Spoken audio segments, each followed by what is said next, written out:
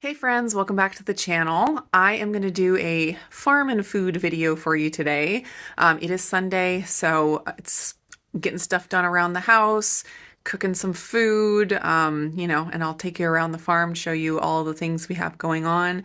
We just got one more batch of chicks for the year yesterday, and so I'll show you those little puff balls, and you guys can just hang out on the farm with us today, as well as in the kitchen with me. I don't even know what I'm going to be cooking today, but I will try to find something fun and interesting, and I will just bring you along whatever it is I decide to cook.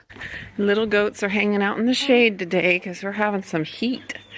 What are you doing in that wagon? Oh, that's silly goose. Oh, just resting, lounging around. Nibbles is so cute. Yeah.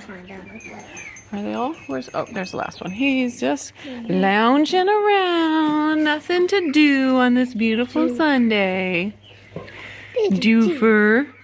All right, let's do it. Oh, these are, they think we have something for them. Our juvenile chickens. They're getting so big. I love this one. There's a few, I don't know, 3 or 4 that are this variety. I don't even remember which one it is, but they're different than the other ones we've had, which is fun. There they are. There they are. Why did you have to kick all the wood chips in your food, huh? Silly gooses? Silly gooses? Oh, hello, buddy. This one's Sapphire.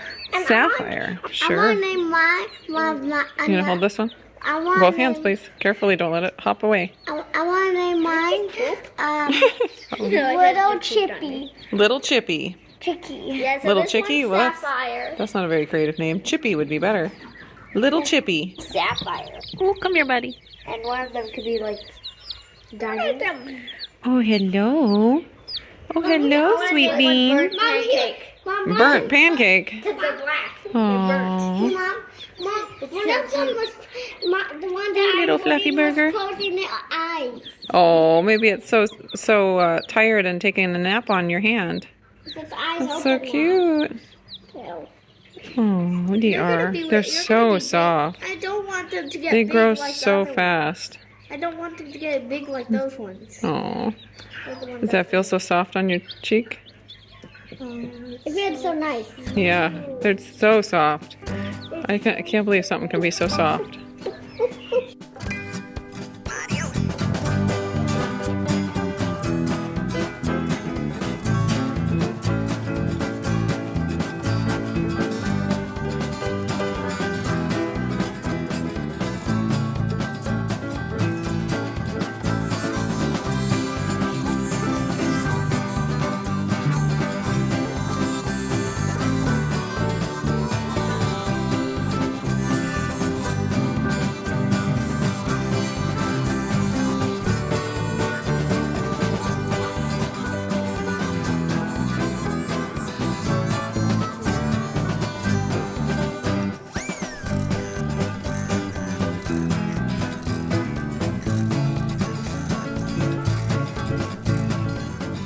All right, guys, I need to show you what just came in the mail. This company reached out to me and asked if I wanted to try their product, and I get asked to try products nearly daily, and I don't accept most of them. But these pans looked really, really neat, and I decided to give them a try. I've been wanting some good nonstick pans that aren't Teflon, and these looked really, really cool. So I'm really excited to try them out. They are actually cast iron. You can see that here, but then they have this like honeycomb nonstick coating on here that looks really cool, and it's like free of all of the forever chemicals that we're trying to get away from, and it's also scratch resistant, which is a big deal. I do not like the pans that can just start peeling. It's so unhealthy, and so I'm really excited for these being scratch resistant. That looks really cool. So there's a set of 3 in here, and it looks like we're gonna put the handles on. But you can see the patterning on the bottom here, and they're nice and heavy. They're not like a Lodge skillet, because they are a lot thinner than that, but they feel, solid. It's not like aluminum. And here is the next one. This one almost looks like a wok. I love it. Beautiful.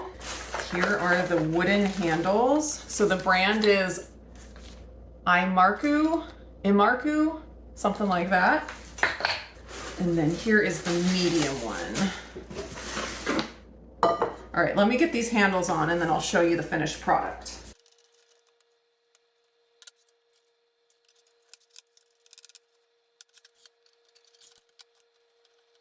All right, the handles were very easy to put on. They feel very secure. This is the biggest one. It has some heft to it because it is that cast iron. So I am super excited to try these. I love this little pan. I imagine I will be using this all the time. I think the true test of a nonstick pan is frying an egg. So my first thing I'm gonna cook in one of these pans is a fried egg.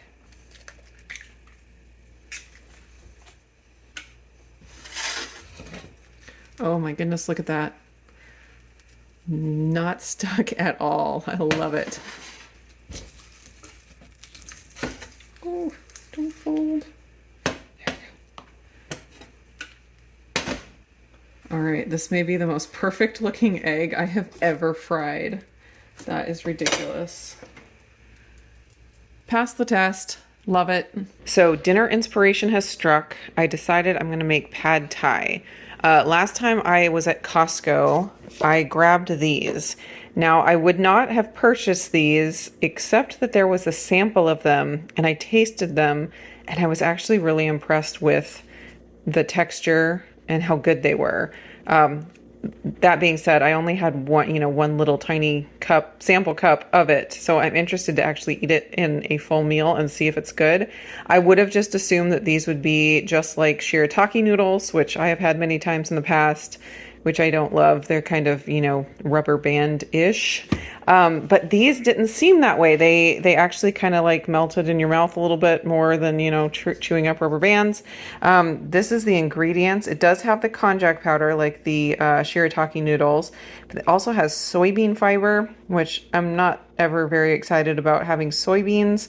But if I'm going to have a part of the soybean, I think fiber is probably the least worrisome, I guess, just because your body doesn't absorb fiber and I assume it's not going to have the phytoestrogens and all the mess that can come with other parts of soy.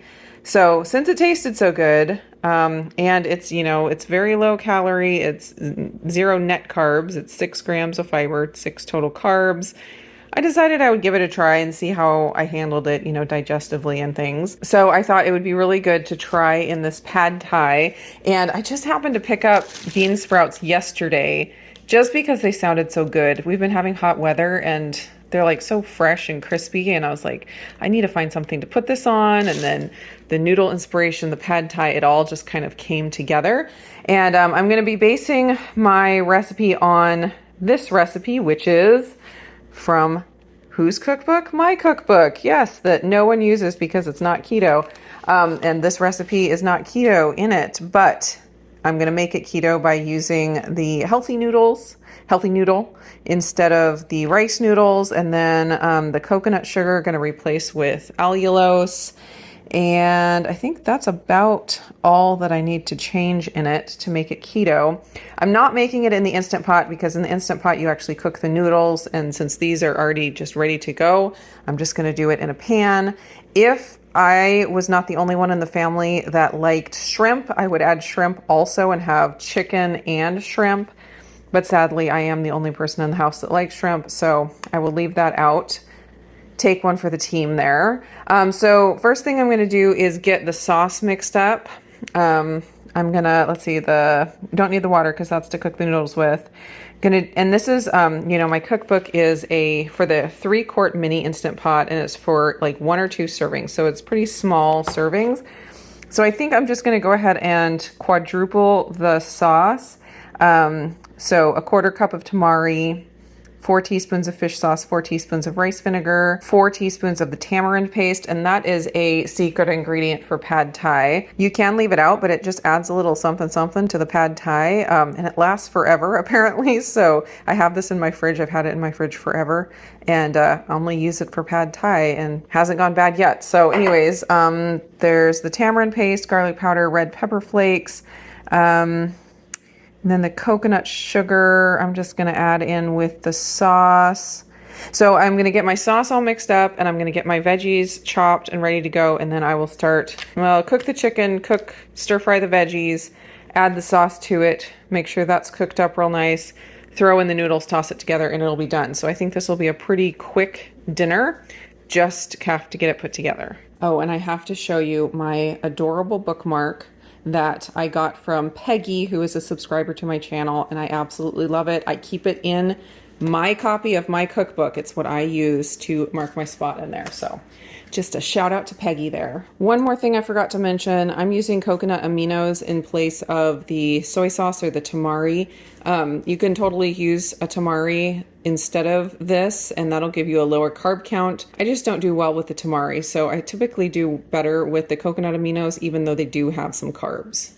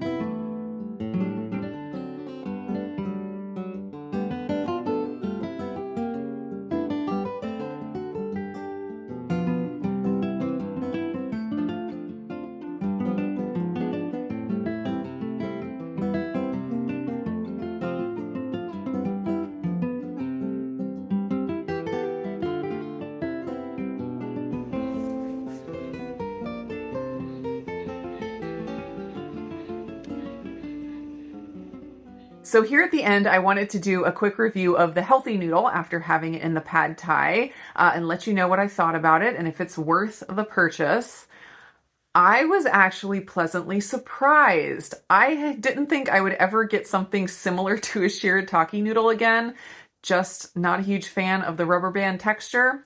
These ones did not have that texture. They actually really were easy to chew, and they didn't have any weird smells or any weird flavors. They soaked up the flavor of what I put on it very well.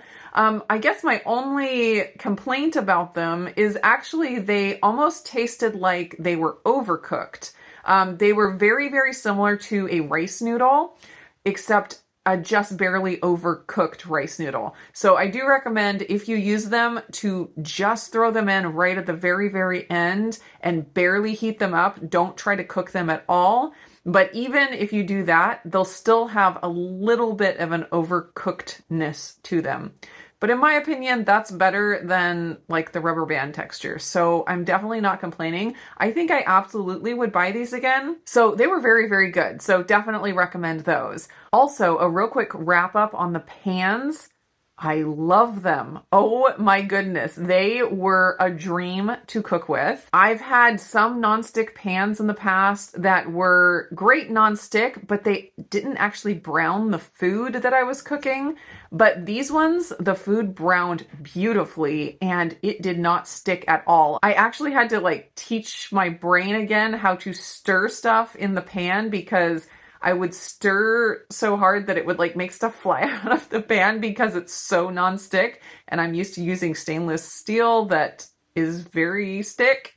And so I'm having to learn how to gently stir pans of food now, which is kind of funny. I do have a link and a discount code for the pans, so if you're interested in checking them out, I will put all of that down in the description below. I think that's it for this video today. Thanks for hanging out on the farm and in the kitchen with me. and I will just see you in the next video.